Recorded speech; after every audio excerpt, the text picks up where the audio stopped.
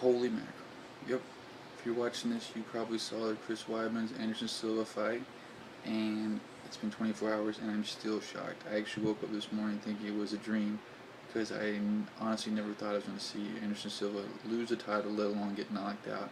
Like, this guy gets hit all the time and nothing happens, but Chris Weidman stepped in and hit him with a left hook and just laid him out. Like, he was gone before his head even hit the ground. Like, if you see the pictures, his eyes are just like rolled up into the back of his head like the Undertaker or something.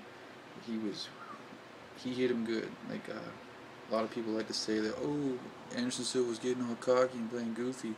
Like, have you ever seen Anderson Silva fight? That's how he fights.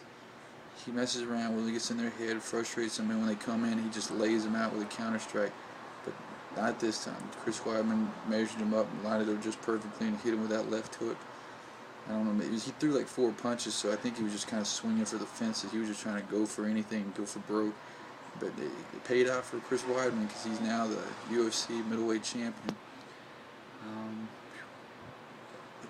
you're still just shocked. Like, I think this would be something that you can tell your grandkids if you watch UFC and stuff like that with them. They'll be just like, I remember a time when Anderson Silva was an undisputed champion and he'd never been beat in the UFC. That ended as of yesterday, July 6th, 2013. Anderson the Spider Silva lost. He's lost before in his career, but this time he lost in the UFC. He lost his belt, and it looks like he lost his will to fight for the title. Like, if you listen to his speech after, he was not looking forward to fight for the belt. He said he didn't want to fight for the belt anymore.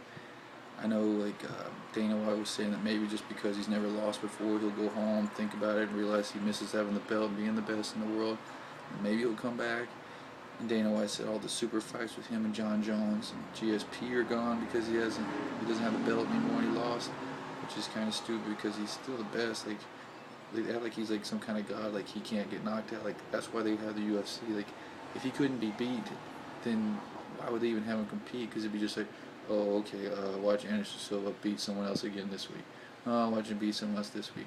No, that's why they watch it, because everybody wants to see the champ lose. Like, for some reason, a lot of people want to see Anderson Silva lose, which is stupid. Like, just, I don't know. I guess it's kind of different for me because I am an Anderson Silva fan. Like, I'm not one of those people who, like, see somebody doing really good and, like, I want to see that guy get demolished and crushed and beat the heck out of him. Like, there's a thing called haters out there, and that's definitely one of them. If you see something someone else has that they work their butt off for, it's not like he's just like some kind of like fat guy just like they gave him the belt.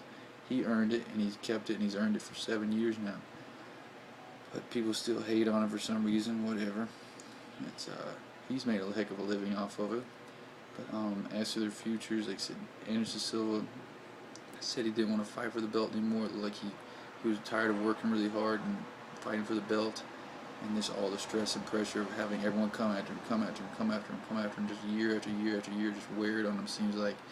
But he did really good for a long, long time, better than anyone else I think will ever do. Like, people say John Jones might be able to do it. He might be able to do it longer, might not. We don't know. We'll have to find out. We'll know in several years from now if he beat it, if anyone beats him.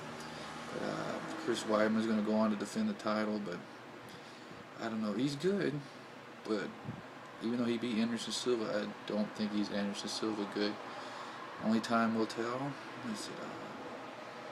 I don't know. What do you guys think? I have nothing against Chris Weidman. Like I said, he seems like a really good guy. Like, praising the Lord, I'm all for that. But I don't know. He hasn't won me over yet.